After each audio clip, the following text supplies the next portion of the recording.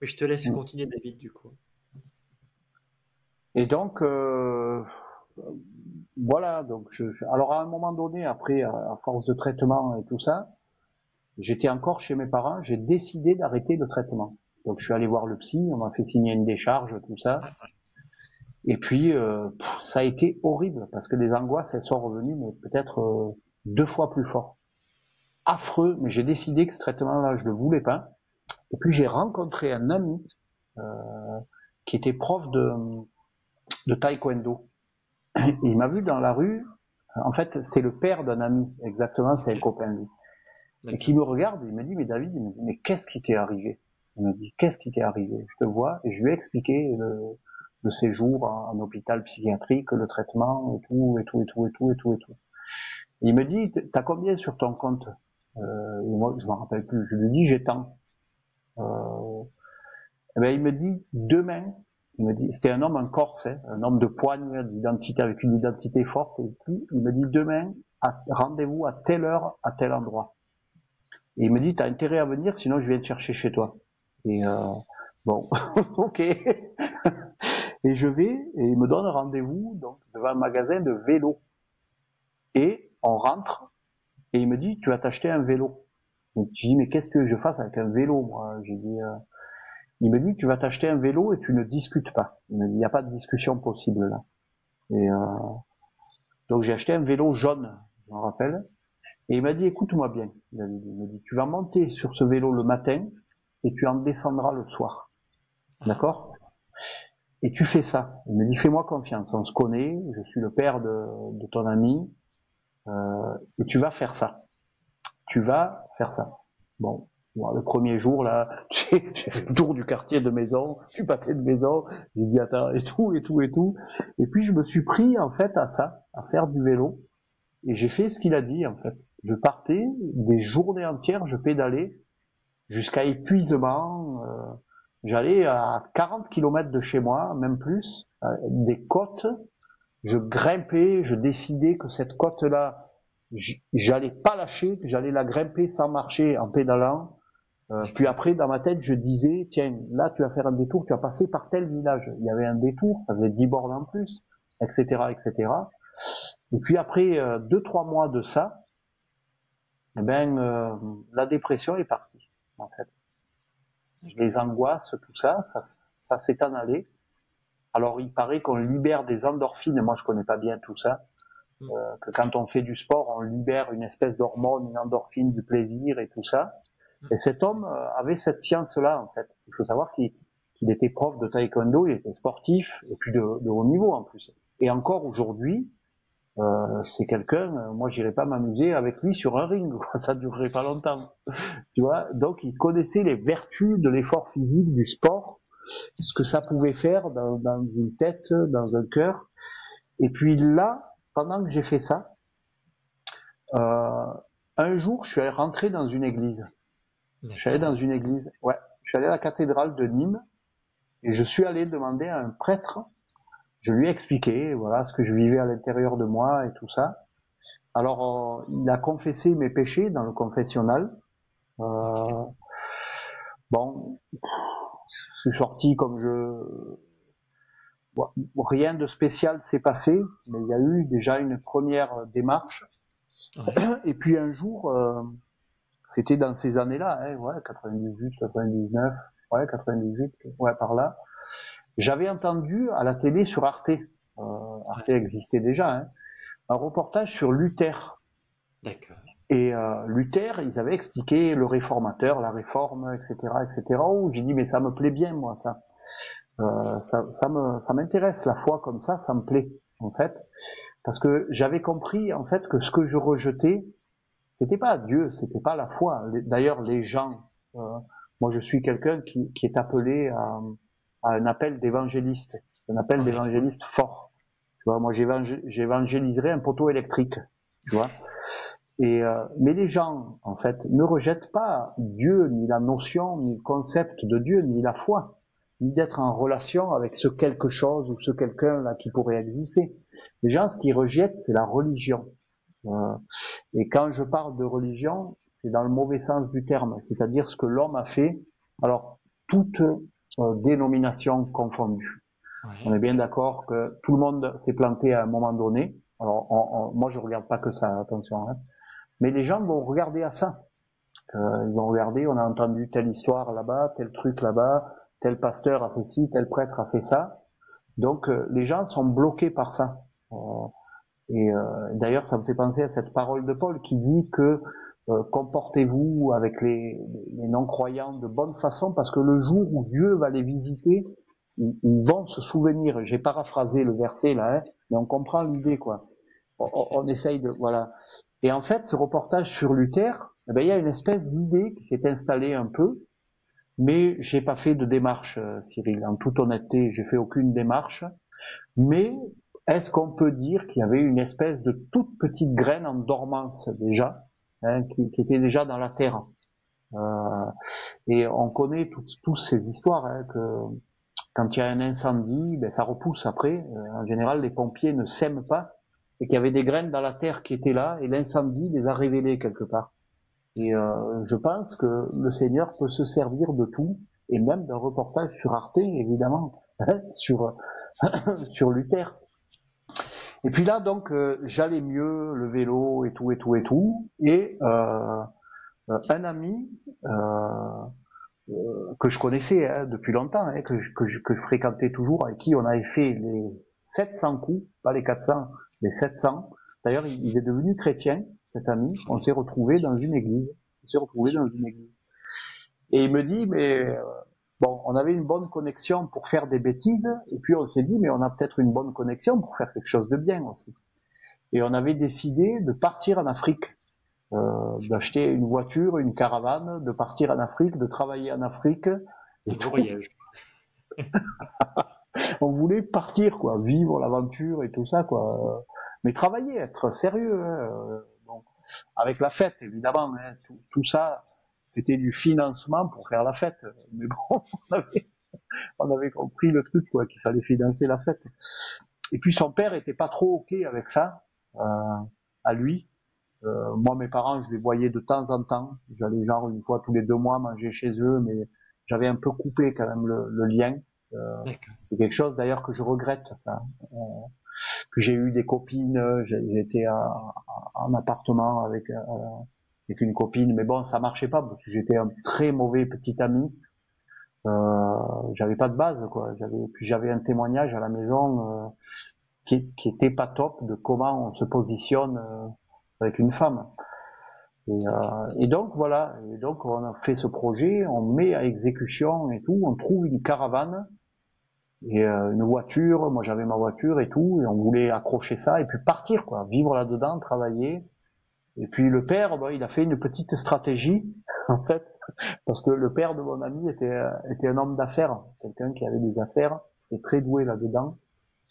Et puis il dit, mais attendez, mais moi j'ai un appartement à Marbella en Espagne, faisons une halte là-bas avec cette caravane, parce que l'Afrique est pas loin, puis vous traverserez et tout. Et puis le père en question, il a acheté une laverie et il nous a fait travailler là-dedans pour nous garder. Il voulait pas qu'on parte. Et donc on a travaillé dans une laverie. J'ai tenu une laverie dans le sud de l'Espagne, à Marbella, et à côté du Maroc, c'est dans l'extrême sud. Et évidemment, la fête, l'alcool, la drogue aussi, ça c'était une constante en fait. Ça c'était, même après cet épisode dépressif de suicide et tout ça, après le vélo, le sport et tout, j'allais mieux. Donc c'est super, je vais mieux, je repars à nouveau, quoi. Allez, je redémarre. Tu vois, chose qu'il fallait pas faire, évidemment. Puis là, j'ai passé 8 mois, quelque chose comme ça, je me rappelle pas trop. Donc là, et puis on vivait là-bas dans le sud de l'Espagne, on sortait tous les soirs, on allait en boîte, le lendemain on allait travailler dans cette laverie, et puis voilà. Et puis là, dans cet épisode-là, le Seigneur était loin aussi. Il n'y avait pas de démarche, j'avais rien du tout, quoi. Il n'y avait pas de voilà. Et puis bon, après j'ai décidé de revenir en France. Parce qu'on n'a pas trop eu une bonne entente avec le père. Avec mon ami, je m'entendais bien. Okay. Mais avec le père, c'était pas top top. Et puis je suis revenu en France. Donc là, je suis revenu, j'étais à la rue. Je savais pas où aller. Et, et donc le jour où je suis arrivé, je me souviens, j'avais 2 sacs comme ça. J'arrive de la gare, je sors, je pose mes sacs par terre. Bon, je voulais pas retourner chez mes parents. J'avais décidé que j'y retournerais pas. Et donc là, mes sacs touchent le sol. Ouais. Et je rencontre une ex-copine qui me dit mais t'es revenu et ben j'ai dit oui je suis revenu, mais elle me dit tu es où, tu dors où, ben j'ai dit je sais pas, ben elle me dit viens à la maison, donc elle m'a hébergé et et puis après j'ai habité chez un ami aussi qui vivait dans un quartier un peu là, un peu comment on dit, un quartier populaire, je sais pas comment on peut dire, Ok. style les Minguettes à Lyon, ce genre de D'accord. quartier là, voilà. Et, et donc puis là, je sortais toujours, j'avais retrouvé mes copains, la bande d'ici, on sortait et tout. Et puis un soir, dans une discothèque, j'ai rencontré une jeune femme. Et puis ça a été une rencontre, voilà, j'ai senti que c'était quelque chose de sérieux, que c'était quelqu'un de bien. Il y a eu une connexion directe, ça a marché quoi, ça a matché, ça a marché. 2 mois après, on prenait un appartement ensemble. Euh, euh, Même pas 6 mois après, je monte une entreprise d'élagage abattage d'arbres parce que quand même mon père m'avait quand même formé et, et donc je démarre voilà comme ça et on vit sans être marié Oui. Concubinage, d'accord, je comprends. voilà on vit ensemble et puis ça se passe super, une super relation et d'ailleurs aujourd'hui je suis divorcé de la mère de mes filles et j'ai encore une excellente relation avec elle. Elle pourrait manger à table avec moi et ça serait tranquille, personne ne se disputerait, il n'y aurait pas de reproche, il n'y aurait rien du tout. Et, et donc voilà, j'ai monté mon entreprise, ça a marché super bien. Et puis voilà, tout ça là, cette nouvelle vie, ben, ça m'avait apporté un équilibre, un gros équilibre. Ouais. Et cette femme, vraiment, elle était très équilibrée, elle avait été élevés dans une famille aimante, équilibrée, qui leur avait transmis des bonnes valeurs. Alors, ils n'étaient pas chrétiens, lui, il est plutôt anti-chrétien, mais il y avait des bonnes valeurs relationnelles, on les voyait souvent, on allait tout le temps et tout. Et d'ailleurs, c'est eux qui nous avaient prêté l'appartement dans lequel on avait habité. Ils avaient facilité vraiment la relation. Ils voulaient pas de loyer, rien. Moi, quand j'avais mon entreprise, après, je gagnais très bien ma vie parce que les tarifs en élagage, abattage, je pouvais faire de 1000, 1500 euros de chiffre d'affaires dans une journée. Dans une journée. Donc je pouvais payer 10 loyers, quoi, si je voulais. Et jamais ils ont voulu un sou, jamais. Donc c'était. Et puis 4 ans après, donc là, la vie que j'avais avec elle, ben c'était super. C'était une période géniale. 4 ans, on n'avait pas eu d'enfant. Volontairement, on voulait bâtir une relation.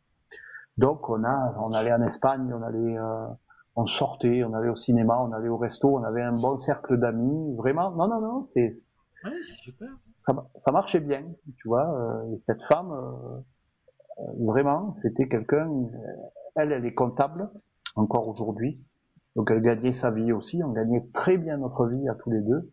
4 ans après, on a fait construire une maison, une villa, donc une grosse maison avec une piscine, parce que ça, parce que on gagnait bien notre vie, puis on ne dépensait pas, on faisait pas n'importe quoi, mais tout cet équilibre là, en fait, j'ai bien compris que ça venait d'elle, ça venait pas de moi.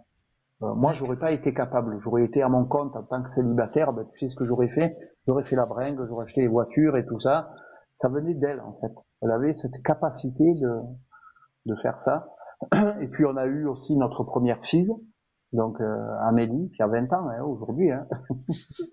Et, et donc, on a bâti une maison, une belle maison, avec un terrain immense et tout ça et tout. Après, donc là, c'est pareil, on avait un cercle d'amis, donc on a déménagé, on est parti dans un village à côté de Nîmes, plutôt chic, une espèce de banlieue un peu chic là. Et donc là, on avait un cercle d'amis dans le village, On avait des voitures neuves. Vraiment, ça, matériellement, ça fonctionnait bien.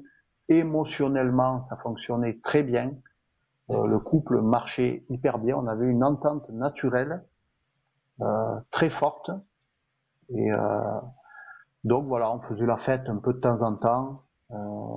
On invitait quelques amis, mais comme ça se fait, si tu veux, un peu, tu vois, dans les gens qu'on connaît. Il n'y avait pas d'abus, il y avait des abus dans aucun domaine en fait. Tout était bien et tout. Après, Jojo est né, Joanne, donc ma deuxième fille, elle a 18 ans aujourd'hui. Et puis 2-3 ans après sa naissance, Ouais. le couple s'en a commencé un petit peu à s'éloigner. Alors c'est connu, ça est reconnu qu'après les enfants, des fois le couple s'éloigne un petit peu au niveau de l'intimité émotionnelle, l'intimité physique. Et d'ailleurs, c'est dommage qu'on n'informe pas les mariés de ça, qu'il n'y ait pas un livret, quelque chose qui soit donné aux mariés, parce que tu comprends pas trop ce qui t'arrive. Tu dis mais qu'est-ce qui se passe et tout. Et voilà. Et dans le même temps, parce que le travail d'élagage, abattage que je faisais était un travail hyper physique, grimper sur des arbres, je te dis pas. Il fallait avoir un niveau de sportif. Et je l'avais moi, ce niveau. Et à un moment donné, j'ai commencé à me faire mal au dos. Mal au dos. Tu sais, j'avais des lumbagos, j'étais bloqué, je pouvais plus bouger. Donc je devais annuler des chantiers, puis je prenais des cachets après sans arrêt, des antidouleurs, des trucs comme ça. Mon dos faisait que se bloquer. Et j'arrivais plus trop à travailler. Donc ça a occasionné des problèmes financiers. Les problèmes de couple étaient déjà un peu initiés suite aux enfants, mais c'est pas à cause des enfants. Jamais de la vie je penserais que mes filles, non. Les responsables, c'était nous. On n'a pas su se recentrer sur nous-mêmes, conserver le couple, le garder, quoi. Voilà. Donc, et puis là, il y avait des difficultés financières, physiques, de couple. Et puis là, j'ai recommencé à boire à nouveau. Voilà. Je fréquentais des gens le milieu du rock and roll. J'étais un peu harmoniciste, même je jouais un petit peu de musique. Je fréquentais ce milieu et puis là, ce milieu, c'est voilà quoi. C'est des fois du n'importe quoi. Ça m'interroge juste du coup, David, sur une caractéristique qu'il faut se poser comme question. Sur quoi est-ce que j'ai fondé ma vie en fait? Quel est le fondement? Alors là, évidemment, moi je suis chrétien, toi tu es aussi, donc forcément, théoriquement, c'est sur Jésus. Mais en réalité, c'est où qu'on a mis notre sécurité. Et en fait, probablement que si on prend 100 personnes, église ou pas église d'ailleurs, hein, chrétien ou pas chrétien, il y en a quand même une grosse partie, peut-être moi aussi, peut-être toi, peut-être d'autres personnes, qui n'ont pas réellement comme base à 100% Dieu. Il y a peut-être une sécurité ailleurs. Ça peut être l'argent, le travail, la relation avec quelqu'un, une belle voiture, ça peut être les voyages, il y a plein de choses. Donc c'est un élément que tu mets dans ton témoignage qui peut permettre de s'interroger soi-même à la lecture de cette vidéo ou à l'écoute de l'audio sur Spotify, de se dire voilà, j'écoute le témoignage de David, c'est hyper intéressant, il y a son parcours de vie, et là il y a cette question, est-ce que moi vraiment, dans ma vie, Dieu est au centre, quels sont les fondements sur lesquels j'ai bâti ma maison? Et moi j'ai pas la réponse à vous donner, hein, c'est chacun individuellement qui peut l'avoir la réponse, mais peut-être de demander à Dieu vraiment est-ce que c'est ça, et peut-être même qu'il y a eu dans ton parcours, là je m'adresse à ceux qui nous écoutent ou qui nous regardent, récemment, il y a eu des signes qui t'ont fait dire que ta vie n'était pas bâtie exactement sur ce que tu penses qu'il est bâti. Il y a de la théorie, c'est Dieu, mais peut-être dans la pratique, c'est pas exactement ça. Bon, on t'encourage fortement déjà à prier pour ça, et en parler à quelqu'un dans l'église ou un responsable, dire voilà, j'ai un doute, je pense qu'il y a certaines choses qui m'ont montré que peut-être Dieu n'est pas 100% au centre de ma vie et il y a des choses qui doivent être réglées et peut-être qu'il faut voilà, modifier les choses et en parler. Voilà. Je voulais en parler parce que tout d'un coup ça a fait tilt dans ma tête. Voilà. Quand tu as abordé le sujet. Voilà. Merci vraiment, Cyril, d'avoir dit ça, c'est vrai. Et moi, plusieurs fois, tout s'est écroulé. J'ai vécu plusieurs fois, moi. Alors, quand j'étais jeune, je voulais rien bâtir, mais ça s'écroulait quand même, en fait. parce qu'il n'y avait pas de fondation et tout ça. Par contre, là, la famille, ça s'est écroulé aussi, parce que il n'y avait pas le seigneur, c'était bâti sur voilà une entreprise, une maison, puis sur des capacités personnelles. Moi, mon père m'avait pas trop respecté. Et là, tout ça, quand je me présentais devant lui, quand il venait nous voir après, je disais, tu vois, regarde, tu vois bien que j'étais capable, c'était bâti sur ça, quoi, sur moi, sur ma petite personne, sur de l'argent, sur ceci. Et c'est vrai que ça vaut ce que ça vaut. On peut pas négliger des gens qui sont pas chrétiens, qui baptisent pas, qui font des efforts, mais ça va pas apporter une indestructibilité. Ça va apporter une certaine solidité, et on a de toute façon la force de son maillon le plus faible. On est comme une chaîne, les êtres humains entre nous, mais nous-mêmes individuellement, on est une chaîne, et à l'intérieur, on a toujours un point faible de quelque chose. Et maintenant, moi, je connais des personnes qui ne sont pas croyantes, qui n'ont pas le Seigneur dans leur vie, puis qui ont fait des efforts. C'est des gens qui ont bossé, qui ont bâti sur leur vie de travail. Ça mérite vraiment tout le respect qu'on peut donner. Mais la question, c'est si la personne perd tout, qu'est-ce qui reste? Quand il y a le Seigneur, ben le Seigneur reste. L'identité reste. Et ça, en fait, ça se voit. On peut faire des discours, par exemple, on peut poser la question de façon théorique. Oui, moi, voilà, ma vie est fondée sur Dieu, c'est sûr. En fait, ça, tu le vois que dans l'épreuve. Tu le vois que quand il y a un moment donné où il y a vraiment un désespoir. Et c'est probablement à ça que sert l'épreuve, d'ailleurs. Je dis probablement, hein. Là, c'est l'idée que c'est au moment où tu vas être désespéré, c'est quoi le réflexe que tu as en premier? Voilà. Et c'est là où tu vas savoir si ta fondation elle est solide ou pas.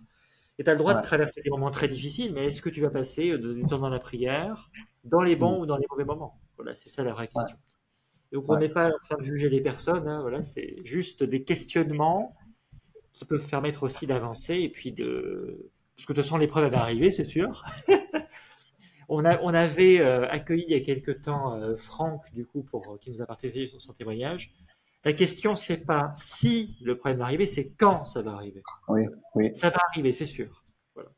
Et donc, comment est-ce que tu vas réagir? Et ça va permettre d'évaluer sur quoi est-ce que tu as bâti ta vie et quelles sont tes croyances. Et voilà, est-ce que ça peut être peut-être un grand copain à toi qui te rassure, qui t'encourage, t'as beau être très chrétien, et qui te permet, voilà, de, à un moment donné, de révéler le meilleur de toi-même. Et en fait, peut-être que quand ce copain va partir pour X raison, il va déménager.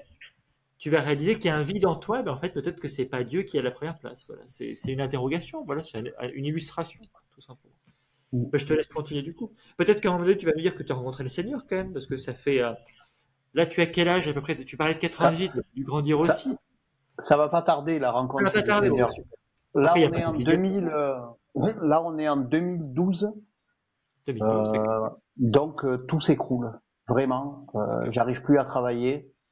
Je repars en dépression. Je rebois des quantités d'alcool, mais alors encore pire. Parce que là, j'étais père en plus. Je voyais que je pouvais plus, j'arrivais plus, je tenais plus, tu vois. Et c'est pour ça, je te remercie d'avoir dit ça. Moi, j'avais pas bâti ma vie sur le Seigneur, ni même sur des valeurs chrétiennes. J'avais bâti ça sur moi, en fait, sur ma force à moi. Et quand la force est partie, ben, il n'y a plus rien qui a marché. Et donc là, évidemment, ben, on a divorcé, on a vendu notre maison. Et ça fait mal. Comment? Ça fait mal, du coup. Oui, ça fait mal. Très mal. Et sachant que quand on a divorcé, mon ex-femme n'a jamais cherché à me faire du mal, et moi non plus. On a été au contraire bienveillants, même dans le divorce, on gardait une bienveillance, une vraie bienveillance. Je suis allé l'aider, par exemple, dans la maison qu'elle a achetée. Ben par exemple, c'est moi qui lui ai cherché une maison, qui lui ai trouvé, je suis allé négocier le prix, on a fait les travaux et tout. Mais ça fait mal parce que il y a cette parole qu'on connaît tous, que l'homme ne sépare pas ce que Dieu a uni. Et on sait bien que le mariage est une institution universelle. Même le mariage d'un athée est reconnu devant Dieu. C'est valable devant Dieu. Et en fait, le divorce, c'est quelque chose de douloureux parce que on a fait une seule chair et tout, puis là, il y a un arrachement et c'est difficile même quand ça se passe bien parce qu'il y a cette séparation. Ce que Dieu a uni, moi, c'est ce que je crois. Je crois que Oui, bien tous sûr. les mariages sont bénis par Dieu, même ceux des athées. Parce que c'est pas une institution chrétienne, c'est une institution universelle. Enfin, c'est ma compréhension, mais peut-être qu'elle n'est Bien pas sûr. tout à fait exacte aussi. Et moi, je suis en train de penser que potentiellement, ce serait intéressant dans un autre épisode, dans une autre saison, parce qu'on n'est pas dans cette saison-là, le podcast à table, d'interroger peut-être des personnes qui ont plus de connaissances théologiques que moi et que toi, et qui ont une vie de couple, et de partager justement la vraie signification du mariage dans un épisode un peu hors Ah oui, série. Ça serait très intéressant. J'avais pas envisagé de le faire, mais je pense que il y a une question, je pense qu'il faut une réponse en face pour compléter, dans un cadre qui se rapproche de ce qu'on fait au podcast à table, voilà, pas juste un enseignement, parce que l'enseignement, il est sur Internet, c'est sûr, il existe, il n'y a pas de doute, hein, mais d'avoir cette ressource qui corresponde à notre vision. Voilà. Et du coup, je te laisse continuer. et donc là, j'aménage dans un appartement. Alors, comme on avait une belle maison, on a pu la vendre, il restait pas mal d'argent. J'ai pu acheter un appartement content, sans crédit, sans rien. Et puis là, j'ai rencontré une femme. Euh, en fait, non. J'ai mélangé là. Il n'y a pas de souci. C'est des choses que j'ai tellement voulu évacuer que j'arrive plus Ouais. à le remettre dans l'ordre. En Après, tu n'es fait, pas obligé de tout raconter, David. Hein. oui, Le bien moment que tu sûr, ne sens pas obligé, il n'y a pas de souci. bien sûr. Et cette femme, en fait, je l'avais rencontrée pendant que j'étais marié, et je la voyais pendant que j'étais marié. Et cette femme faisait des pratiques spirituelles, du pendule, des trucs, des choses comme ça, de l'ésotérisme en fait. Et donc quand j'ai divorcé, on vivait pas ensemble, mais on passait pas mal de moments et tout ça. Et ça a duré 2 ans. Alors là, l'alcool, ça a été énorme. Je suis arrivé jusqu'à boire mais 2-3 bouteilles de whisky par semaine, d'1 litre. Moi, je me rends Et, pas compte ce que ça veut dire parce que je ne bois pas d'alcool, mais c'est beaucoup, ouais, du coup, ouais. c'est des quantités phénoménales, d'accord. C'est Ok, énorme. C'est une quantité énorme. Et ok. puis avec cette femme, ça marchait pas du tout. L'entente, elle était affreuse. On s'est jamais entendu sur rien. Et, euh, et puis là, à nouveau, évidemment, des pensées de suicide qui reviennent à nouveau. Mais là, le problème, c'est que j'étais père, j'avais mes filles. Euh, je pouvais pas envisager ça, quoi. Et ça, Ouais, c'était pas possible parce que quand j'ai eu mes filles, j'en ai pas beaucoup parlé, mais ça a été une grâce pour moi. Là, j'ai vu une grâce de Dieu. Alors ok. encore une fois, j'ai pas fait de démarche vers le Seigneur ou vers un enseignement ou vers l'écriture ou vers une église, mais ça a été une grâce. Quand j'ai vu ma première fille naître et la deuxième aussi évidemment, quand j'ai vu ça, j'ai assisté aux 2 naissances. J'ai dit c'est pas possible. J'ai dit c'est pas juste un ovule, un spermatozoïde et tout ça. Il y a un miracle. Il m'a semblé voir un miracle. Et j'ai été touché, j'ai été profondément touché. Et puis ça a été une révélation d'être père. Et, euh, et j'ai eu cette grâce, vraiment, aujourd'hui je comprends que c'est une grâce de Dieu, mais d'être un père aimant, vraiment. Un père qui a donné tout son amour à ses filles, vraiment. Et encore aujourd'hui, et on a une amitié avec mes filles et tout, mais ça m'a aidé dans ma vie d'être père. Et donc, ça m'a aidé aussi à pas me suicider. Quand je voulais mourir à nouveau, en 2013-2014, ça m'a aidé aussi. J'ai dit, tu peux pas faire ça. Donc, il restait qu'une solution, c'est accepter de vivre dans la souffrance. Et je me disais, tu es condamné à vivre comme ça. Tu vas vivre toute ta vie. Un jour, la mort viendra et ça sera la délivrance. Voilà, j'étais dans ce genre de pensée. D'accord. Et, euh, et donc, je me souviens le soir quand je me couchais, quand ma tête posait l'oreiller, je priais. Alors, je sais pas trop qui je priais, à qui je m'adressais, mais j'espérais mourir en fait. Dans la nuit, mort naturelle, je me disais que ça serait moins dur pour mes filles qu'un suicide. Ce qui était une mauvaise pensée, évidemment. Des enfants qui perdent leur père, de suicide ou pas, bon. Et puis, tout ça, je suis arrivé dans cet état-là, avec ces consommations d'alcool énormes. Alors mes filles savaient pas trop, parce que je les avais une semaine sur deux. Donc quand elles étaient là, ben, je faisais un peu attention et tout. Et quand elles étaient pas là, c'était des consommations d'alcool incroyables. Et puis je fumais aussi 30 cigarettes par jour, des fois plus. Et puis j'étais dans une dépression, dans une relation chaotique. Puis là, c'était, je crois que j'ai été au plus bas là, presque. Et arrive le 8 mai 2016. Là, je rencontre le Seigneur. Tu vois. Alors, ça a été long. J'ai pas voulu. J'ai pas. C'est vrai que j'ai parlé trop longtemps peut-être de ça. Non, pas du tout, c'est pas ça le sujet. En fait, je pense que ça fait vraiment, ça dépend aussi du style de la personne. Et au contraire, on parle beaucoup de la conversion. Et bon, là, il va falloir aussi évidemment parler de ta vie chrétienne. Oui, Mais c'est important aussi d'avoir la photographie à chaque moment. Il y a eu beaucoup d'épisodes. Je pense il y a eu une recherche quand même d'une stabilité, quelque chose que tu sais pas exactement ce que c'est, mais il y a quelque chose qui, David, il cherchait quelque chose, comme oui, oui, beaucoup. oui. Il y a des déplacements, il y a des projets, il y a des voyages, il y a des choses qui se passent, mais tu brasses de l'air pour chercher quelque chose. Et probablement que il y a des gens qui vont s'identifier à ça, parce que ça prend du temps. Ça prend du temps, les choses prennent du temps. Donc il y a chaque Oui, pas, un après l'autre qui arrive, et puis voilà, donc t'es maintenant, et du coup je te laisse parler pour la suite, quoi. oui, Pour oui, oui. la découverte de la lumière, j'imagine. Et d'ailleurs, cette histoire d'alcool, de boire à ce point-là, Oui. mais on a cet exemple un peu de Jésus avec la Samaritaine, qui a 5 maris. Elle cherche quelque chose, elle aussi. Ouais. Alors, c'est pas dans l'alcool, mais Jésus lui fait boire une eau qui la désaltère vraiment. Et donc cette femme, voilà, on connaît la suite de l'histoire.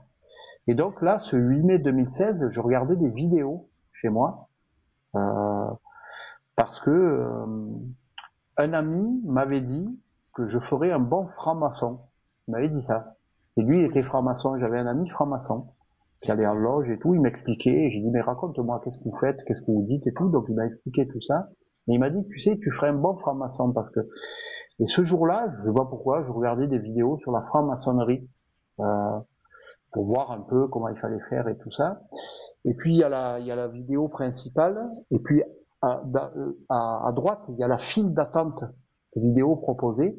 Et je vois une vidéo avec l'écran où il est écrit comment j'ai été délivré de la franc-maçonnerie. Et j'ai dit, mais c'est Ah, bizarre, ça. Pourquoi délivré? Parce que c'est péjoratif, quand même. Ça, il y a une ouais. notion de captivité, là, tu as une notion de... Et je clique sur la vidéo, et le gars, c'était un chrétien.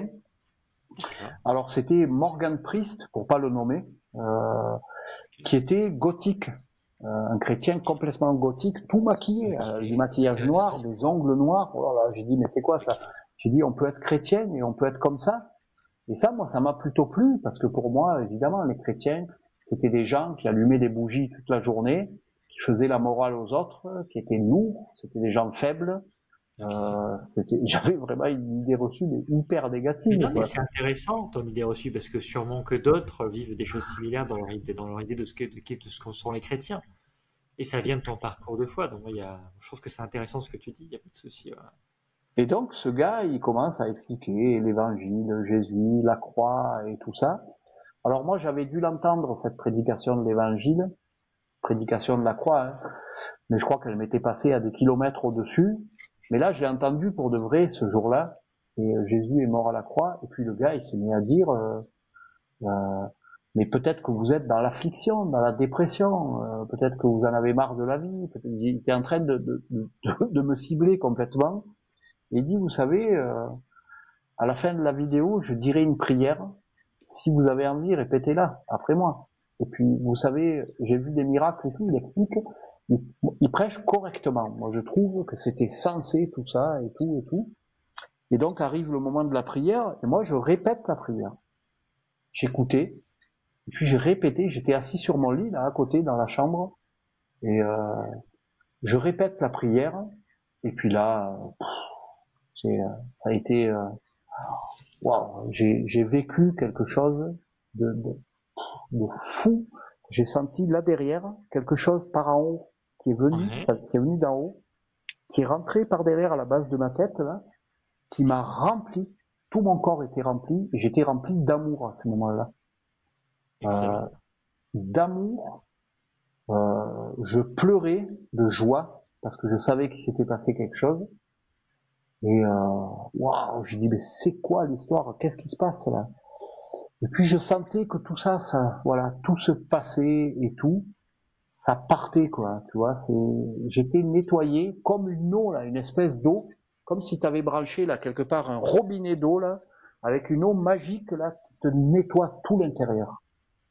Et waouh, j'ai dit mais c'est dingue quoi. Et puis je reste comme ça pendant des minutes. J'étais là, j'avais l'impression que j'étais au ciel, que toute ma vie avait changé, que j'étais quelqu'un d'autre en fait. Et puis je finis ma journée, je me couche le soir et tout, je dors. Et donc je me réveille le lendemain, donc le 9 mai 2016.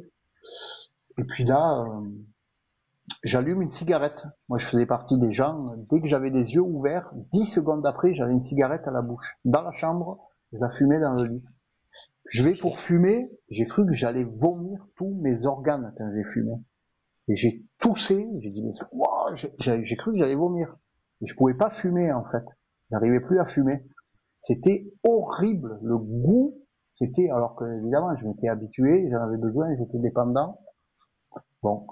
Et tout. Puis je me réveille dans cet état d'amour, là, de paix, de grâce. Et, là, ce jour-là, je vais donner un coup de main à mon père, qui rénovait une de ses maisons qu'il avait. Et puis il me voit arriver, et à un moment donné, je tenais un truc et tout, et puis il me regardait. Il me fixait, il faisait que me regarder, en fait. Il avait dû voir quelque chose de changer, je sais pas, il a dû voir quelque chose. Et il me regardait, et puis moi j'étais changé, quoi. J'étais plus le même homme. À l'intérieur de moi, j'étais en paix. La dépression était partie. Les cigarettes, j'avais plus envie de fumer de cigarettes. 2-3 jours après, je vais faire mes courses et je m'aperçois que j'ai oublié la bouteille de whisky. Je l'achetais quand je faisais mes courses. Ouais. J'ai dit mais attends, je range et tout ça. J'ai dit mais attends, t'as oublié la bouteille de whisky. Et puis je m'intériorise là quelques secondes. J'ai dit mais attends, mais t'as plus envie de boire. Comment ça se fait que tu as oublié ça? C'était le premier truc que j'allais acheter, c'était ça. Et puis je la buvais le soir, hein, Cyril, hein, entière, hein, 1 litre le soir. Cul sec, toi, cul sec, toi. Ah ouais, whisky, coca. Ouais, pas comme ça, mais je buvais, je mettais du whisky, du coca, jusqu'à des verres, jusqu'à ce que la bouteille soit finie. Puis des fois, je buvais 1 ou 2 bouteilles de vin en plus, tu vois. Du coup, j'ai le feeling quand même que tu n'es pas un cas isolé. J'en sais rien, hein, mais je suis en train de t'écouter. Je me dis, il va y avoir pas mal de monde quand même qui fonctionnent comme ça, qui ont un comportement addictif ou anormal avec un produit comme ça, cigarette, cannabis, tout ça, drogue ou alcool. Je me dis que, ouais, non, c'est ton parcours, moi, il est extraordinaire. Je me dis, s'il y a peut-être des personnes, voilà, on priera tout à l'heure pour que des gens peut-être soient touchés par ton témoignage, parce que c'est vraiment, c'est un truc tout bête, mais je me dis, il y a peut-être tellement de gens qui comblent un vide avec ce type de pratique, et c'est important de pas juste passer à côté, de juste écouter, puis comme le vent, de le laisser passer, donc au contraire saisir en disant, voilà, là, il y a peut-être un truc. Des gens vont être interpellés par ce que tu partages là, sur des choses toutes simples du quotidien. Je te laisse Mais continuer. l'addiction, c'est pas forcément des produits, de la cigarette, de la drogue, de l'alcool. C'est pas forcément ça. Il y a des gens qui sont addicts au sport, par exemple. Alors là, de suite, on va dire oui, c'est une bonne addiction, ça c'est mieux. Évidemment, on est bien d'accord. Mais le souci, c'est qu'ils peuvent pas s'en passer, ils peuvent pas vivre sans. Il y a des gens qui vont être addicts à l'argent, au voyage.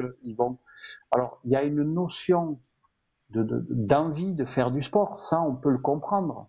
Ça donne envie le sport. On a envie. Mais il y a une notion d'addiction aussi. Il y en a, ça va être avec la sexualité. Il y a une addiction là-dedans. Et même dans le couple, dans le mariage, en fait, ils n'arrivent pas à sortir d'un comportement addictif. Mais c'est vrai que il y a pas mal de personnes. Mais c'est souvent les personnes un peu qui ont un profil un peu comme moi, souvent, qui sont addictives, à savoir qui sont comme toi. un peu émotionnelles. tu sais, qui sont un peu émotionnels. Et donc voilà, bon, je vis ça là, c'est les 2-3 premiers jours là de la. Alors je savais que j'avais rencontré le Seigneur, hein, je savais que j'avais prié quand même, que je m'étais adressé à Dieu, que j'avais confessé le sacrifice de Jésus à la croix. D'ailleurs, la prière en question, c'est la fameuse prière du pécheur qu'on connaît. Hein. Père, je te demande pardon pour tous les péchés que j'ai commis contre toi, contre les autres, contre moi. Et je crois que ton fils Jésus les a portés à la croix. Et je veux recevoir ce pardon aujourd'hui. Je veux devenir ton enfant. Vous avez prié ça. Et Alors, maintenant, ce qui me surprend, c'est que tu dis du coup que tu avais conscience que tu avais rencontré le Seigneur, c'est ça? oui, je C'est savais. avec conscience. Alors que Oui, c'est quand même, t'as quand même on peut dire que t'as quand même pas eu un enseignement religieux non, récent qui parlait de ça. Donc c'est quand pas même du tout. assez dingue de se dire que avec, on va dire, quelques notions à l'Église catholique en Italie quand tu étais jeune, et puis catéchisme, enfin, voilà, catéchisme et puis confirmation et confirmation solennelle, il me semble qu'il y avait ça. Et puis peut-être, allez, quelques moments à l'église avec l'histoire de l'hostie, tout ça. Tu arrives quand même à avoir cette vidéo de ce monsieur qui parle de se repentir de la franc-maçonnerie. Et puis tu as vraiment pas de doute, tu as rencontré le Seigneur. Bon, Voilà. c'est flou, c'est pas mature, ça reste très fragile, mais tu sais que tu as rencontré Dieu, tu sais qu'il existe. Alors, je Ça te fait dirais peur? pas que ça reste fragile. Ah, ok. Ça, tu vois, je le dirais pas. Au contraire, je dirais tout le contraire même. Je dirais qu'il y a une solidité qui s'est bâtie en moi, parce qu'il y a eu une vraie rencontre avec le Seigneur. Tu sais, c'est une D'accord. conversion comme l'apôtre Paul. C'est ce qu'on appelle en théologie des conversions soudaines. Ok. C'est-à-dire que voilà, il y a des conversions progressives. Moi, je connais des gens, ils ont mis 5 ans. Ils te disent, moi, je suis allé à l'église, on m'a invité à un baptême, puis j'y suis allé 2 ans après, puis après, un jour, j'ai croisé un chrétien, il m'a donné une Bible, je l'ai jamais ouverte, puis je l'ai lue pendant 6 mois, ça m'intéressait plus. Là, ça n'a rien à voir, quoi. C'est une prière, conversion. La conversion, elle s'est faite là, en fait. C'est à ce D'accord. moment-là, et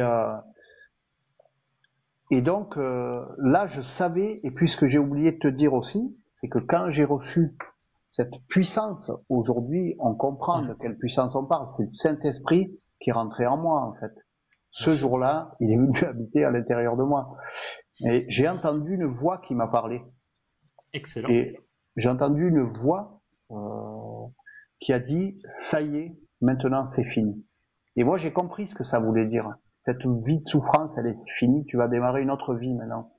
La Amen. nouvelle naissance. D'où la nouvelle naissance. Et donc là, je passe, je te disais, 2-3 jours comme ça et tout. Et puis j'ai quand même cherché un peu sur Internet, ressenti, expérience avec Dieu, prière, qu'est-ce qui se passe après une prière. Je connaissais rien, hein, vraiment. Et, euh, et puis là, de site en site, je tombe sur un site d'une église évangélique. La nécessité de la conversion, le Ouais. changement de vie, la nouvelle naissance. Oh là là, mais j'ai dit, mais c'est ça, c'est ça.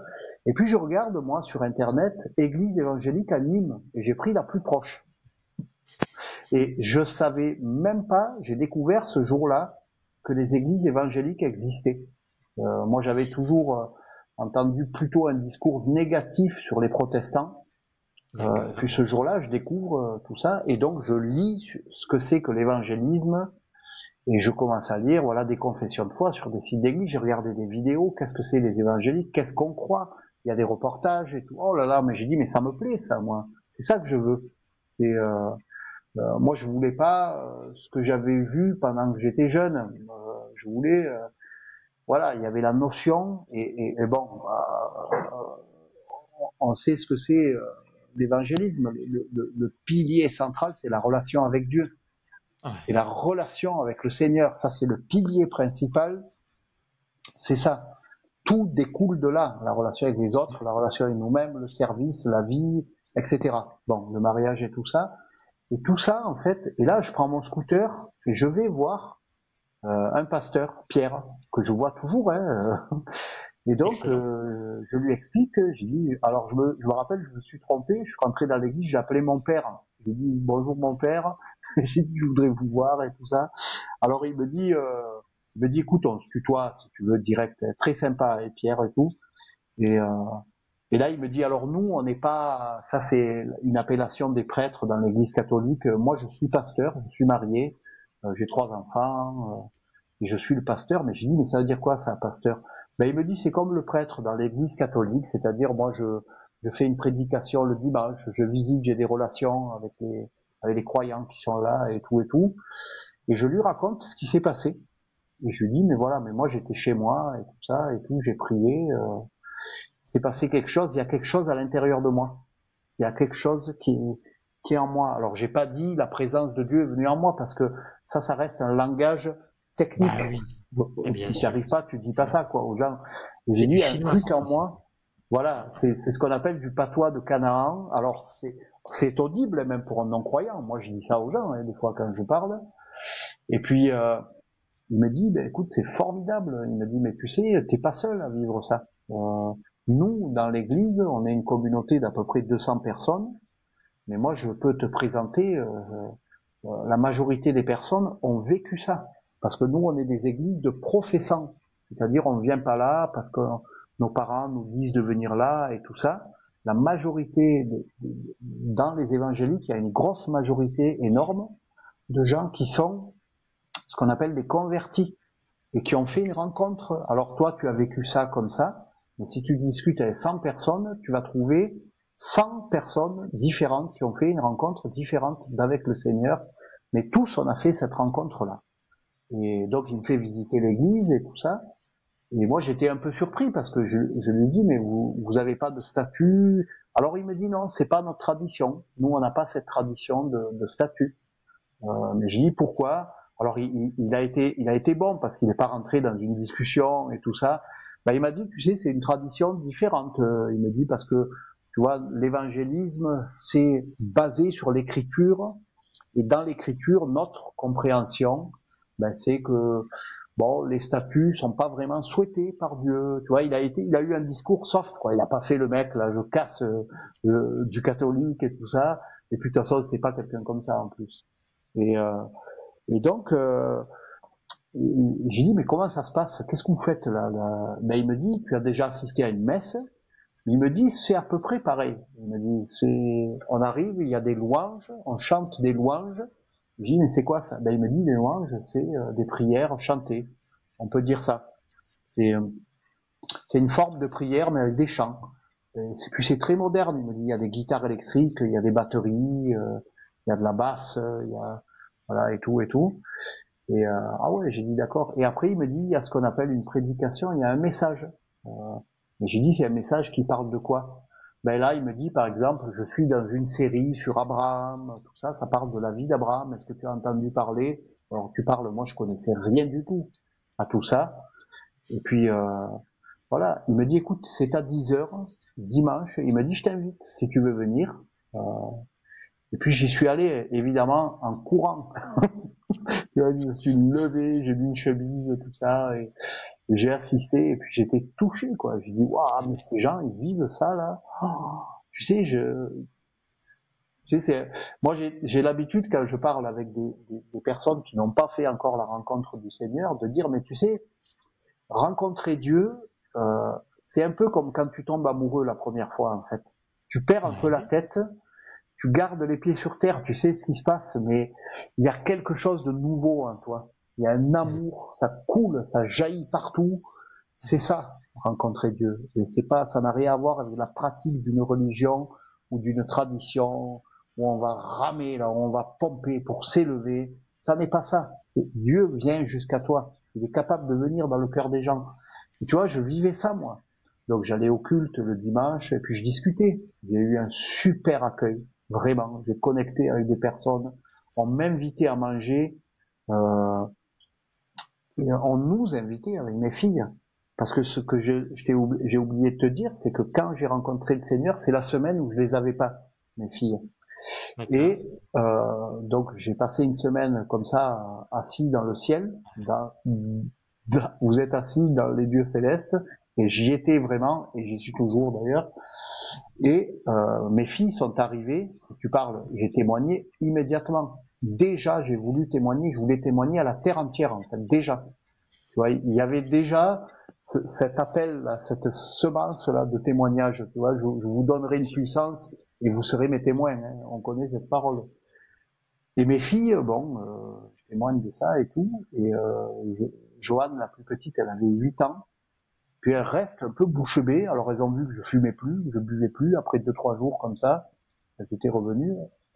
Et puis à un moment donné, je faisais une sieste dans une chambre. Et puis ma plus petite, elle vient, elle tape à la porte, je me souviens. Et elle me dit, Pou, mes filles, elles m'appellent Pou. En fait, elles m'ont toujours appelé Pou. Tant mieux. Et ouais, je sais pas. Je crois que c'était leur mère qui Papou. Et puis c'est devenu Pou. Bon, voilà. Et elle me dit Pou. Elle me dit, moi aussi, je voudrais rencontrer Jésus. Qu'est-ce qu'il faut faire? Et ben je lui ai dit, Jojo, il faut rien faire. Il y a rien à faire. Ce qu'on va faire, c'est qu'on va prier. Toi et moi, on va prier. Et déjà, une semaine après, déjà, j'ai envie de dire, alors c'est une grâce, attention, ça n'est pas de moi, tout ça, hein. Mais déjà, j'amène une personne au Seigneur, quoi, ma propre fille, et puis j'ai prié, je lui ai fait prier la même prière que j'avais faite. Je me suis dit dans ma tête, attends, j'ai prié cette prière, j'ai rencontré le Seigneur, elle va la prier aussi, elle rencontrera le Seigneur aussi.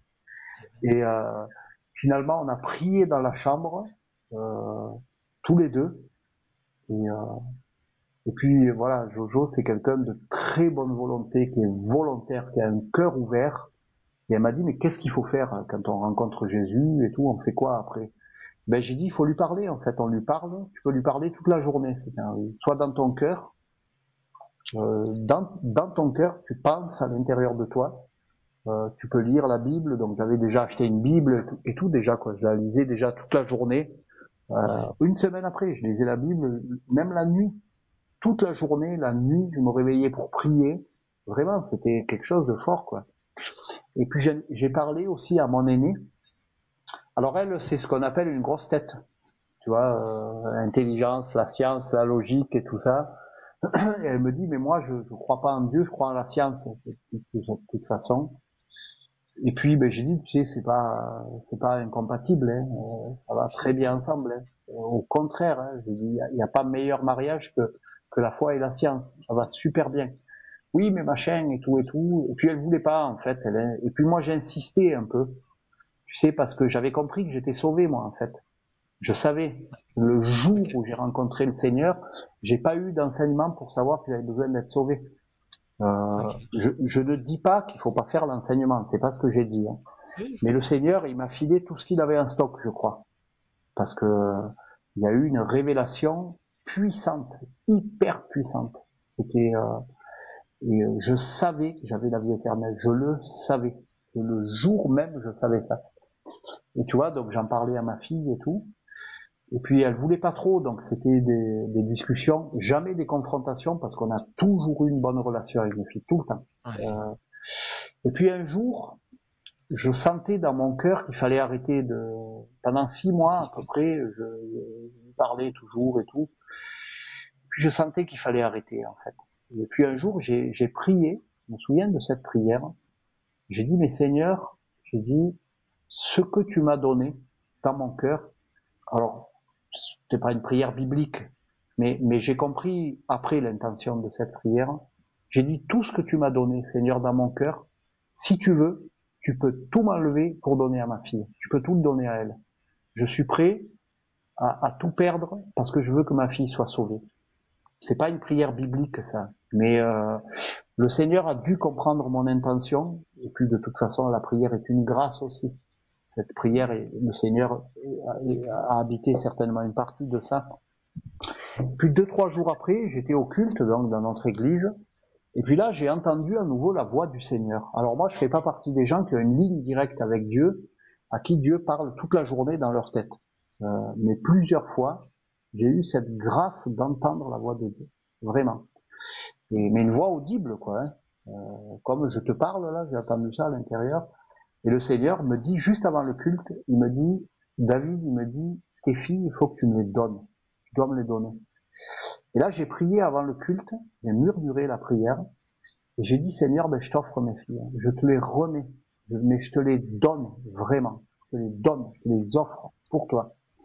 Et là, j'ai senti une sensation physique comme si elle sortait de moi, mes filles. Et mais ça m'a pas fait souffrir, rien du tout, rien. Et puis 15 jours après ça, à table, ma fille aînée, elle me dit, tu sais, elle me dit, Pou, j'ai parlé à Jésus, moi, j'ai essayé de lui parler, et il m'a répondu. Et maintenant, je parle à Jésus, et je l'ai rencontré et tout. Et tu vois, on a démarré dans la foi tous les trois ensemble, quoi. C'est génial. Voilà. Le détail qui m'interroge tout à l'heure, bon, c'est pas une question, mais c'est une remarque par rapport à nous, les chrétiens, par rapport à notre système. En gros, une personne qui n'est jamais allée dans une église, comment est-ce qu'elle comprend notre fonctionnement lors des cultes qu'on a, lors des célébrations? Parce qu'en fait, c'est pas normal en réalité ce qu'on vit. Il y a donc une assemblée, il y a un temps de louange avec des instruments de musique. Alors parfois, ça peut être un orgue, ça peut être un piano, ça peut être une basse, mais ça dépend l'église. Moi, j'ai grandi, c'était un orgue, hein, donc c'était juste ça quand j'étais petit. Mais c'est quand même un fonctionnement humain qui est pas classique pour une personne qui n'y connaît rien en fait. Oui. Ton témoignage, il m'a interrogé, j'avais jamais pensé à ça. C'est pas juste une conversion, c'est qu'en fait, il faut amener la personne à un système qu'elle ne connaît pas, avec des mécanismes sociaux qu'elle ne connaît pas. Par exemple, pourquoi est-ce qu'un prédicateur prêche et qu'on ne lui pose pas des questions? Quand on est à l'école, il y a un enseignant qui parle, qui fait son cours de mathématiques. L'élève, il va lever la main pour poser la question. Pourquoi là, est-ce que l'orateur parle et que nous, on ne lève pas la main en disant, voilà, j'ai pas compris, qu'est-ce qui se passe? Donc, c'est plein de choses qui, pour nous, sont normaux parce qu'en fait, on a toute notre vie, on a vu ça. Mais toi, David, tu es arrivé donc récemment, plutôt dans le corps de Christ, à l'église. Tu t'es positionné au sein d'une assemblée. Et bien, tu as dû apprendre tous ces codes sociaux et peut-être même qu'il y a des choses que tu as. C'est pas des erreurs, par contre, il n'y a pas d'erreur, mais je veux dire, c'est pas normal, c'est pas naturel, quoi. Donc ça Non. pose la question pour l'évangélisation, comment on fait pour amener des gens à l'église? C'est des questions que j'avais pas eues avant. Voilà. Alors, moi, ce que je peux dire, parce que j'ai fait beaucoup de formations Ouais. maintenant, j'ai fait un collège biblique sur 2 ans, je l'ai fait Super. 2-3 ans après ma conversion, j'ai dû faire une trentaine de formations, avec, je peux dire un nom Bon, si tu penses que c'est autorisé, oui, c'est à toi de voir. Voilà. Alors, j'ai suivi pas mal d'enseignements de Jean-Marc Taubois, je ne sais pas si tu connais cet Je enseignant-là. crois avoir entendu parler. Oui, c'est un théologien, il me semble, Jean-Marc Taubois, qui est Voilà, décédé d'ailleurs, il me semble. c'était un enseignant, vraiment, il est décédé maintenant. J'ai fait des formations avec Emmanuel Menlein, qui enseigne dans 3 instituts bibliques de théologie. Super. Emmaüs, Vaux-sur-Seine, et le dernier, je l'ai mangé là. Mais donc, c'est Donc c'est plutôt quelqu'un des vraiment... formations qui sont quand même de haut niveau, si je comprends bien, vu ce que tu Oui, me dis. voilà, c'est ça. D'accord. Et, donc, j'ai écouté aussi beaucoup d'enseignements parce que je faisais partie de l'église, de la même famille d'église que toi avant, à Nîmes, à Marguerite. Super. Donc Nougrand, Nouvelle Frontière, si je Voilà, comprends. donc Rémi Gomez, je l'ai rencontré, il est déjà venu dans D'accord. l'église, Excellent. et, et puis voilà. Et donc j'avais écouté les enseignements de Calvin, par exemple, et Calvin dit quelque chose de très intéressant sur la conversion. Alors, Ouais. moi, Je je le tiens t'écoute. pour vrai. Je suis pas franchement calviniste, Ok. mais il y a une partie quand même que bon. Et il dit pour qu'il y ait, c'est Pascal Denot qui fait ça. C'est étude dans la 1869. Il répond à des questions. Est-ce que Dieu est parfait? Est-ce que tout est destiné? Comment la conversion, etc. Il y a 160 questions. Alors c'est hyper intéressant. Vraiment, c'est Pascal Denot, c'est du haut niveau là. Et D'accord. Calvin dit que pour que quelqu'un se convertisse, alors au sens métanoïa, c'est-à-dire au sens biblique, ce mot grec, il faut 2 agents en fait. Il faut premièrement la prédication de l'évangile. Ouais. Il faut quelqu'un qui prêche l'évangile.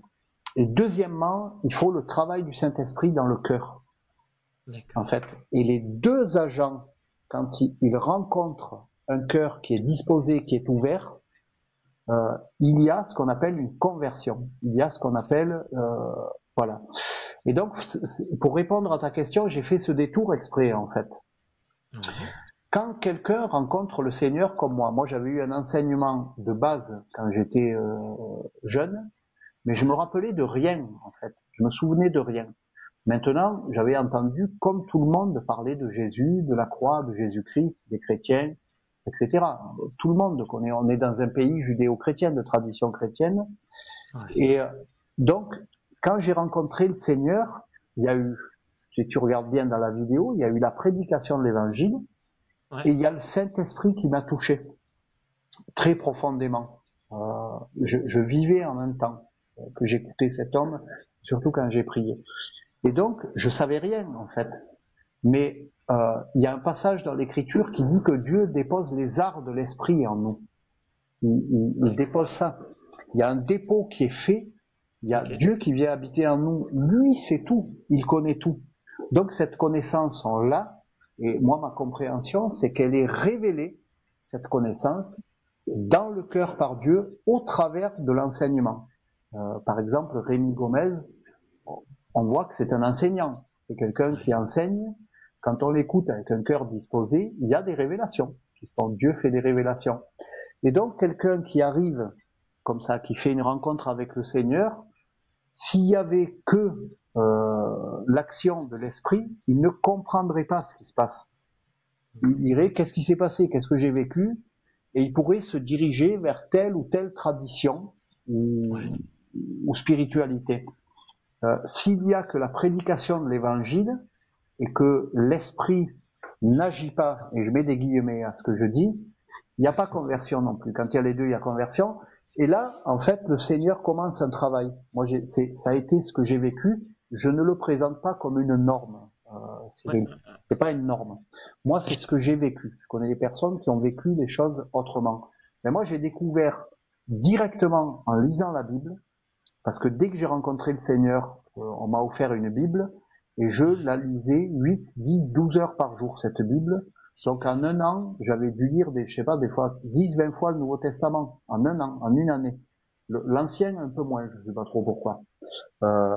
Mais en même temps, j'écoutais l'enseignement de l'église, parce que je fréquentais une église assidûment. J'allais tous les dimanches au culte, j'allais tous les mardis à l'enseignement, et là on pouvait poser des questions aux prédicateurs. Et donc, pour ce qui est de l'enseignement de la saine doctrine, ce que Paul appellera la saine doctrine, ben la Bible, elle fait un travail, l'esprit fait un travail dans le cœur, et l'église fait un travail aussi. Et quand tout ça, ça tombe dans une bonne terre qui a été labourée, évidemment, ça va porter du fruit. Et donc, tu vois, tous les codes sociaux, tous les changements, ben, tu découvres, en fait, moi j'ai découvert, mais 6 mois après, que sur Terre, il existait une planète qui s'appelle Église. Il y avait une autre planète, en fait, tu vois. Et ma réflexion, c'est une autre planète, effectivement. Ouais. Dans les fonctionnements, c'est vrai que même les valeurs, ça peut paraître comme une autre planète, c'est clair. Et oui, et donc, moi, je savais pas qu'il existait des gens comme ça sur Terre. Je savais pas que ça existait, moi, des gens comme ça, des chrétiens, des gens qui t'aiment sincèrement, qui sont prêts. Le gars, il ne te connaît même pas. Tu es embêté. Il est prêt à venir t'aider. Il y en a qui ont des dons spirituels, de libéralité. Le mec, il te connaît même pas. Il te fait un chèque de 4000 €. On a déjà entendu tous des histoires comme ça. Des gens qui vont intercéder pour toi pendant 6 mois. Pendant 6 mois, dans leur culte personnel, dans leur temps de prière, ils savent que tu as tel problème, ils ont rien dit du tout. Ils ont prié pendant 6 mois, pendant des heures. Tu le savais pas. Moi, je savais pas que les êtres humains pouvaient fonctionner comme ça. Et on le découvre finalement, ça, au contact du Seigneur, au contact de l'Écriture, au contact de l'Église. Tu vois, j'ai mis un quart d'heure pour répondre à ta question. Ouais, mais c'est voilà. Et ça, coup, si tu veux... Toi, comment tu le vis, du coup, cet état de fait que tu découvres qu'il y a une autre planète qui est l'Église, toi, en tant que personne à ce moment-là, je sais pas, moi, est-ce qu'il y a de l'admiration? Voilà, j'essaie de poser des mots, mais tu es surpris? Peut-être que tu as déjà répondu à la question, je sais pas, mais j'essaie de décortiquer ça parce que, enfin, en tant que personne, tu te sens aimé, tu es surpris, Alors, je me sens aimé, évidemment, et puis c'était pas du love bombing, c'était un vrai amour fraternel. Ouais. Je suis surpris aussi, mais il y a le truc le plus fort, c'est pas ça. le truc le plus fort, c'est que je me disais que c'est ça que j'avais cherché toute ma vie, en fait, ce style de vie. Sans le savoir, en fait, j'avais pas compris, tu vois. Et aujourd'hui, après toutes ces formations, après ça fait 9 ans 9 ans de foi, et puis j'ai eu 9 ans intenses, quoi. J'ai pas abandonné le Seigneur, jamais. J'ai toujours lu l'Écriture, j'ai toujours écouté des milliers d'enseignements, des milliers, j'exagère pas, hein. J'ai fait des formations et tout, si tu veux. Et moi, j'avais cherché ça toute ma vie. Et j'ai découvert que un être humain, finalement, dans son parcours de vie, et c'est pour ça que ça, aujourd'hui, moi, je juge plus quelqu'un qui cherche à avoir, je sais pas combien de relations sexuelles, ou qui se boit du whisky, ou qui fume, ou quoi. Parce que quand on arrive au fond, du fond, qu'on porte un regard biblique, un regard d'amour, un regard de discernement, pour moi, quelqu'un comme ça, c'est quelqu'un qui cherche Dieu. Mais le péché a désorienté sa recherche et il le cherche n'importe comment. Il n'a pas lui-même la conscience qu'il cherche Dieu, mais au fond, dans l'inconscient, il y a une recherche de Dieu. J'ai compris ça aujourd'hui. Et donc, ce que j'ai compris, enfin, je dis que j'ai compris, je devrais pas dire ça, je devrais dire que le Seigneur a installé cette compréhension. Ça, C'est du c'est une façon vocabulaire plus après. juste de parler Oui, ça. tout Et à fait. aujourd'hui, donc, moi, quand je rencontre quelqu'un qui est dans l'addiction, qui est dans un truc frénétique de recherche comme ça et tout ça, je me dis, là, il y a toute la place pour le Seigneur, parce que la personne, elle cherche. Et je viens chercher la personne dans son addiction. Je lui dis, mais tu sais, moi aussi, avant, je buvais, je cherchais, je, tout ça. Et puis un jour, j'ai compris, en fait, que je pouvais pas trouver là-dedans, mais que je cherchais Dieu. Tu vois, et que Le le seul risque, péché, c'est vite, c'est que quelqu'un peut mourir, malheureusement. ah oui, Parce que c'est quand même plus qu'un risque. C'est dans ce genre de comportement addictif. Par exemple, je prends un exemple de quelqu'un qui est connu dans le monde extérieur. Amy Winehouse, il me semble qu'elle s'appelle. Alors, je le prononce oui, très très oui, mal. oui, oui, Et malheureusement, elle était dans un comportement addictif au niveau de la drogue. Elle consommait de l'alcool et de la drogue en très grande quantité. Elle était ouais. milieu artistique. Et ben, elle est morte très très très jeune. Donc, certainement qu'elle cherchait Dieu, ça j'en doute pas, de façon très inconsciente. Et malheureusement, ben, à un moment donné, elle est morte. Voilà, donc, Ouais, mais j'entends ce que tu dis, hein, c'est pour compléter ce que tu dis, malheureusement. ouais, c'est vrai. Et, euh, et donc voilà quoi. Donc moi j'ai découvert vraiment c'était waouh. J'ai dit mais je veux vivre comme ça. Je veux. Et puis dès que j'ai commencé à lire le livre des Actes, les Évangiles et tout, ben je sais pas, j'ai dû donner 100 fois ma vie au Seigneur quoi, en un an. Je passais mon temps à prier à genoux, Seigneur, je veux faire ce qu'ils font là.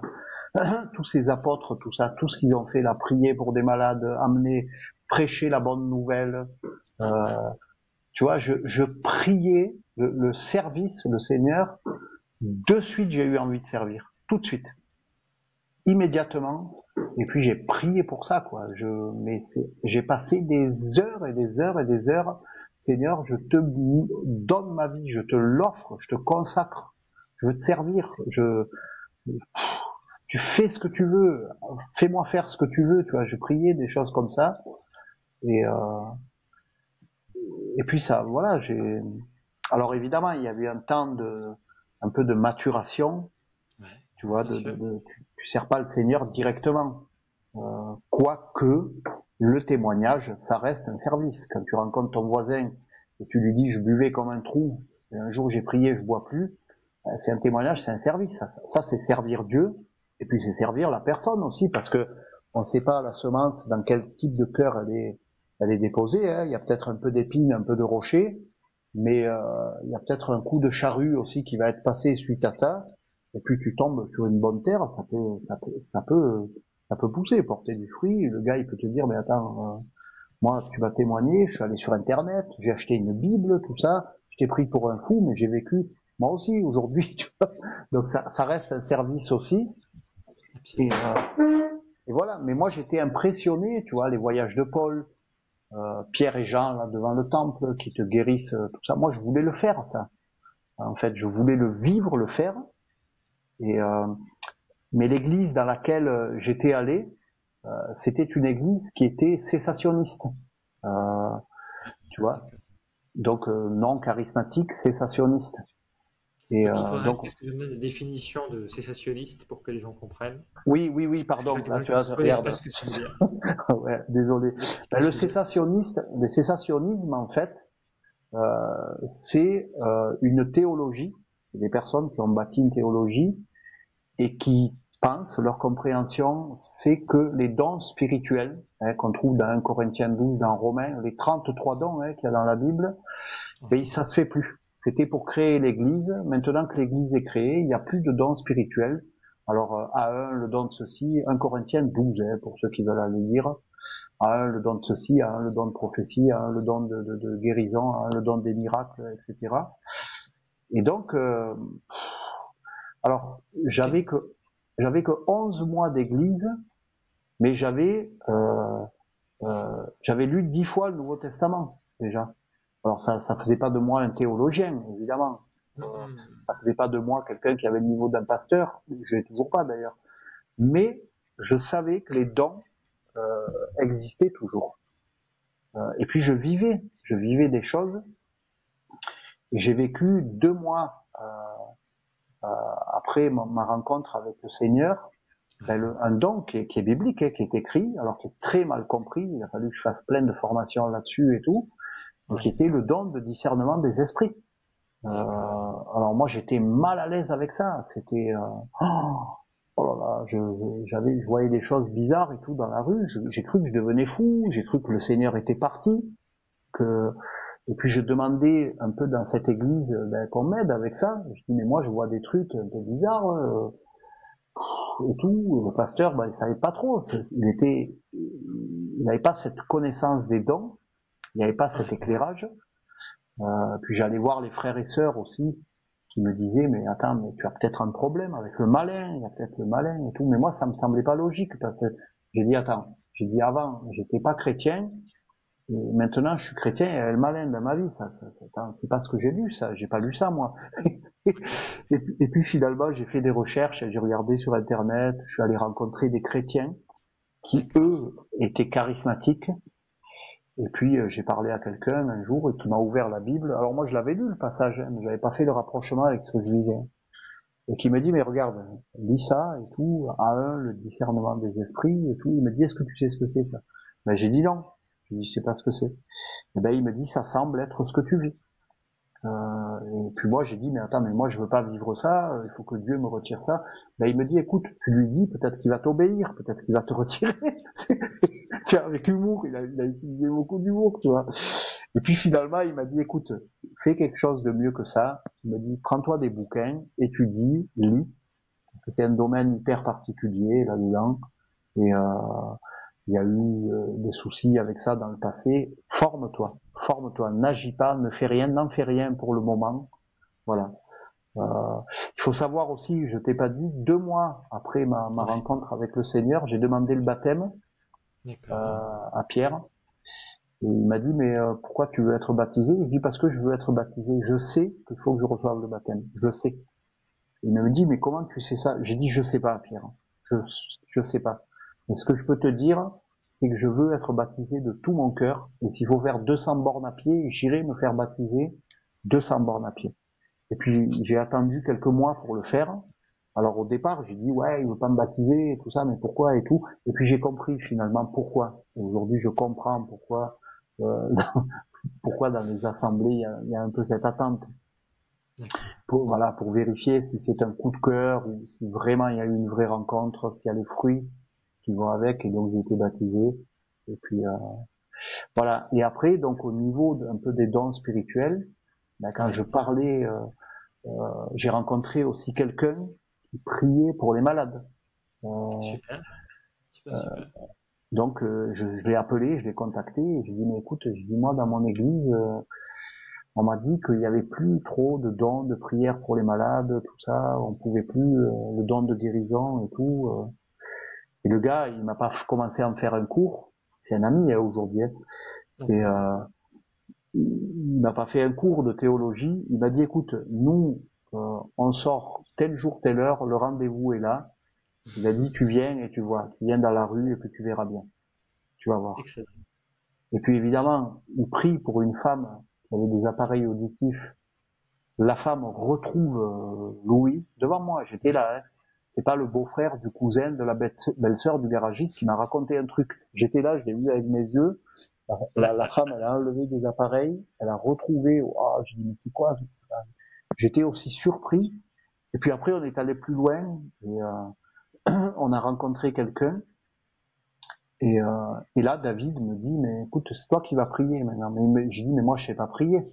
Et ben, il m'a dit, écoute, tu as lu le Nouveau Testament? Alors, j'ai dit, oui, je l'ai lu au moins 20 fois, 30 fois, je sais pas combien. Ben, il me dit, Jésus, comment il prie? Rappelle-toi de ce qu'il prie, en fait.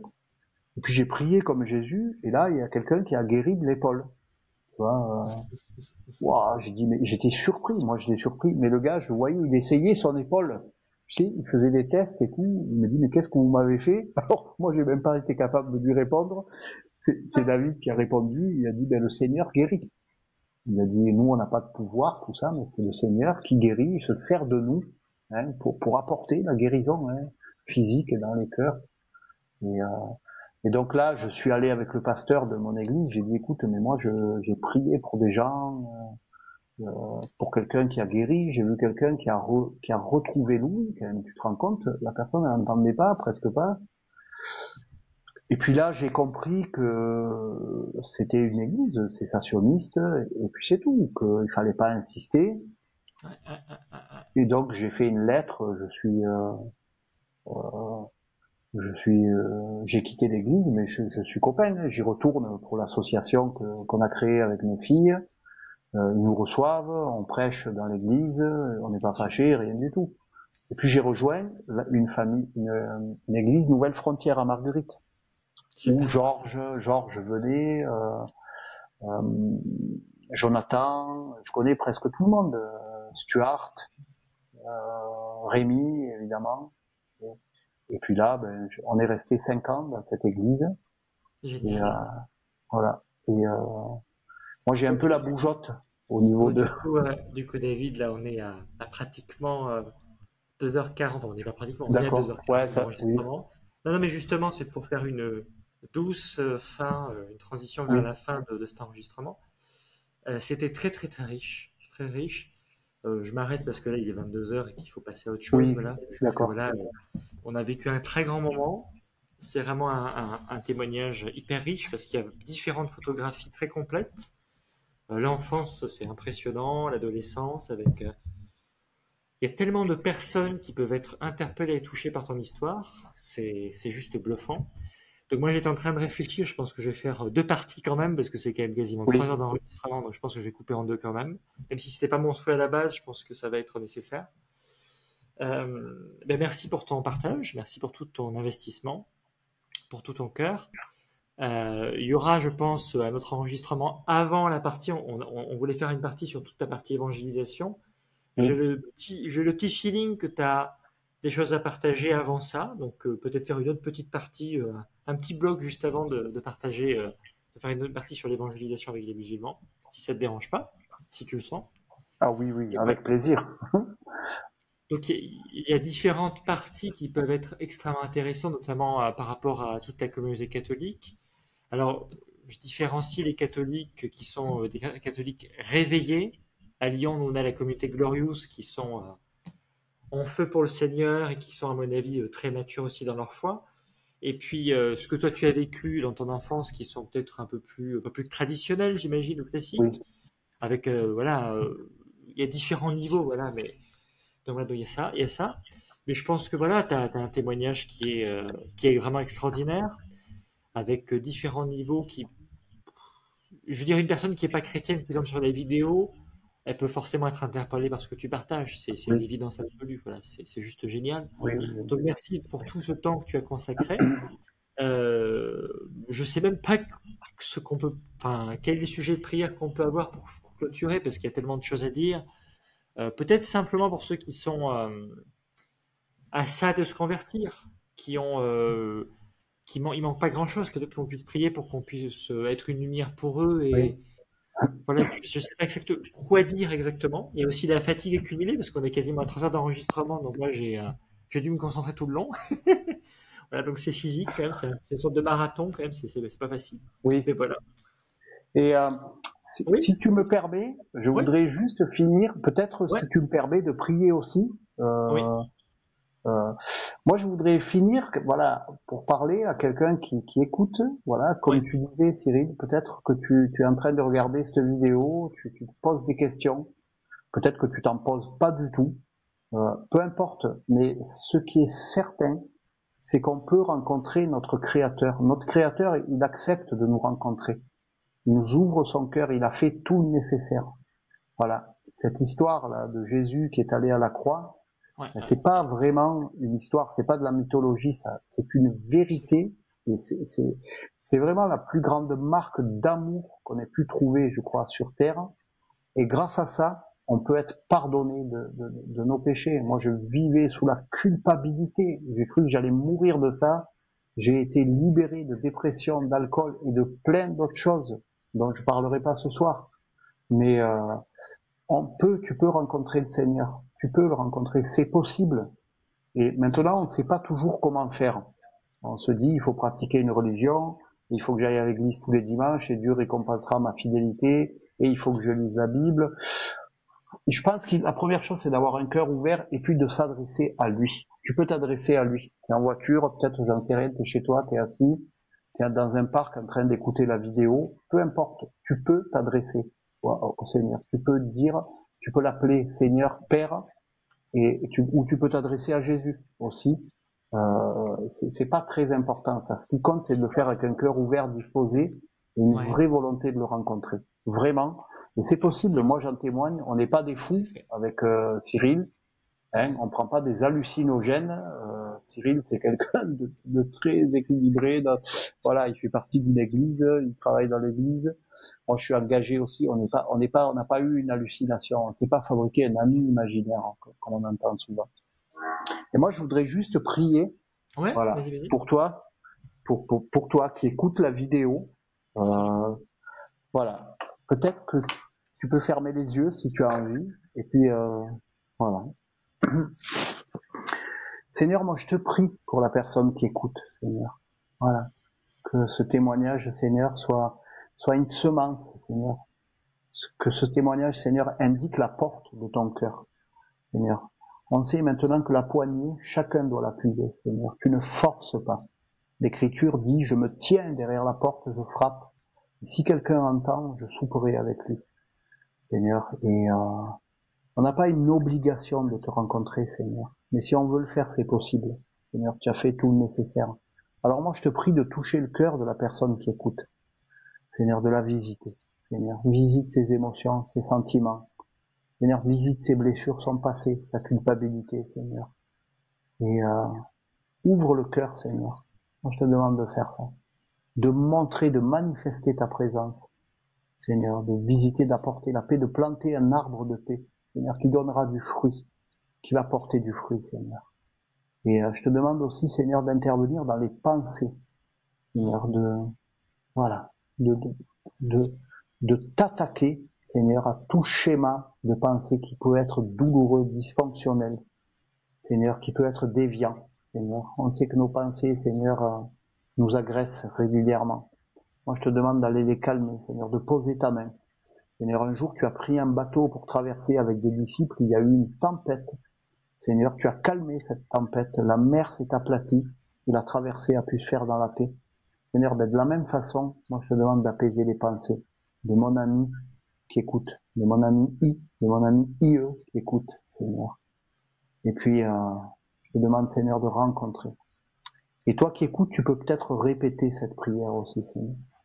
Seigneur, je te demande pardon, Père, pour tous les péchés que j'ai commis contre toi, contre les autres, contre moi. Je viens devant toi, je prends mes responsabilités. Mais je sais que ton Fils Jésus les a portés à la croix, ces péchés, et qu'ils ont été tués en Jésus. Que je veux recevoir ce pardon aujourd'hui. Je veux devenir ton enfant. Alors Seigneur, viens habiter en moi, viens vivre en moi. Fais-moi découvrir qui tu es. Fais-moi découvrir quel Dieu tu es.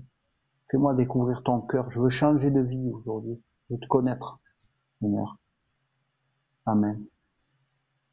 Amen. Eh ben, un grand merci pour ton temps. Merci pour tout ce que tu as partagé.